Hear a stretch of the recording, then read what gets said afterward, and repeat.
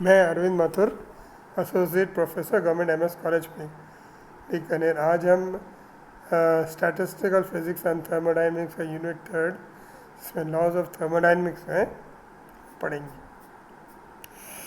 सबसे पहले तो थर्मोडायनेमिकल सिस्टम्स में हम कहते हैं कि चार प्रॉपर्टीज़ होती हैं: composition, pressure, volume and temperature. इन चारों के बेसिस पर हम कुछ बाउंड्रीज डिफाइन करते हैं। वो है ओपन सिस्टम, खुला सिस्टम, जिसमें जो सिस्टम है वो बाहर से एनर्जी और मैटर का दोनों का प्रयोग कर सकता है, उपयोग कर सकता है। एक क्लोज सिस्टम है, एक ऐसा सिस्टम जिसमें सिर्फ एनर्जी मगर मैटर नहीं होता है।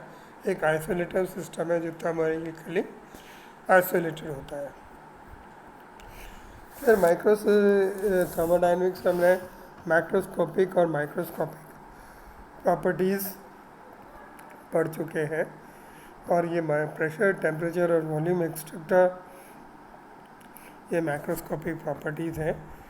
और इन माइक्रोस्कोपिक प्रॉपर्टीज़ से हम कुछ लॉ, पहले तो हम टेम्परेचर एंड हीट हम देखते हैं कि कुछ बॉडीज़, जब हम एक टच से हम देखते हैं कि कुछ बॉडी हमें गर्म और कुछ ठंडी लगती हैं।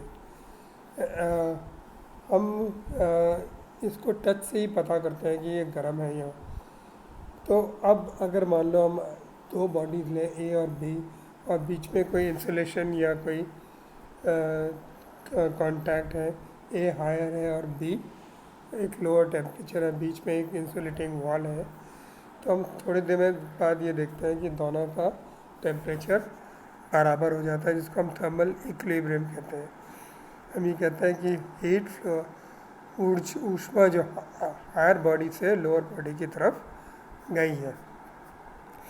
और ये जो प्रॉपर्टी है, इसको मैंने एक एग्जांपल से बता रखा है। दो सिस्टम है जिसका P1, T1 और V1 है, दूसरे सिस्टम का P2, T2 और V2 है, और एक इमूवेबल पिस्टन है जो काफ़ी कांटेक्ट में है। इसको हम अगर करते हैं तो ये दोनों सिस्टम इक्वल में आ जाते हैं सराउंडिंग्स में। इसलिए इसी तरह इसी के ऊपर एक ज़ीरोथ लॉ बनाया है कि अगर ए और बी इक्विलिब्रियम में है और इसके साथ एक सी एक और सिस्टम आ जाता है, तो वो भी अगर हम इसको हटा देते हैं तो वो सी भी इक्विलिब्रियम में आ जाता है। This is called zeroth law of thermodynamics. और ज़ीरोथ लॉ ऑफ थर्मोडायनेमिक्स से हम एक क्वांटिटी टेम्परेचर को डिफाइन करते हैं। इसके लिए हमारे पास कुछ थर्मोडायनेमिकल प्रोसेसेस होते हैं जो थर्मोडायनेमिक्स से बहुत काम आते हैं। पहले तो एडियाबैटिक प्रोसेस, द्रोश प्रोसेस होता है। वो प्रोसेस जिसमें ना तो ऊष्मा का जहन ले सकता है ना ऊष्मा दे सकता है, उसको हम कहते हैं कि delta Q is equal to 0। Isochoric process सम आयतनीय प्रोसेस होता है। इसमें ये होता है कि वॉल्यूम समान होता है और इसमें delta V is equal to 0। एक आइसोबैरिक प्रोसेस है जिसमें दाब प्रेशर रहता है, इसको हम सम दाबी प्रोसेस कहते हैं, इसमें दाब। फिर आइसोथर्मल समतापी प्रोसेस जिसमें टेम्परेचर कांस्टेंट होता है। इसके बाद कुछ साइक्लिक प्रोसेस है।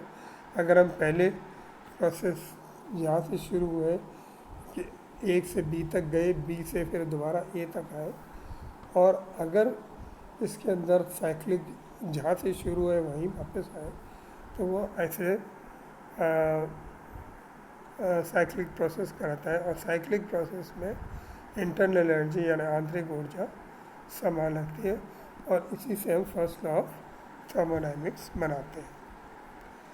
इसके बाद हमारे पास कुछ प्रोसेस होते हैं जो रिवर्सिबल होते हैं। रिवर्सिबल प्रोसेस का मतलब ये होता है कि जो सीधी दिशा में जा रहा है वैसा का वैसे ही स्टेप्स अगर उल्टी दिशा में आए तो वो रिवर्सिबल प्रोसेस है। इसी तरह एक इरिवर्सिबल प्रोसेस है। अगर जिस दिशा में हम सीधे तरफ गए, अगर वो का वही चीज़ें वापस नहीं आती, तो वो प्रोसेस जो रिवर्स नहीं हो सकता उसको हम इरिवर्सिबल प्रोसेस कहते हैं। अगर एक क्वाजी स्टैटिक प्रोसेस होता है, अगर हम एक काम ऐसा करें जो बहुत धीरे धीरे करें तो उसको हम क्वाजी स्टैटिक प्रोसेस बोलते हैं। और इसी तरह हमारे पास एक नॉन क्वाजी स्टैटिक प्रोसेस होते हैं, वो प्रोसेसेस जो धीरे धीरे नहीं किए जाते। अब हम इसमें आइसोथर्मल जो 3-4 जो हमारे मेन प्रोसेस है उसको हम पढ़ सकते हैं।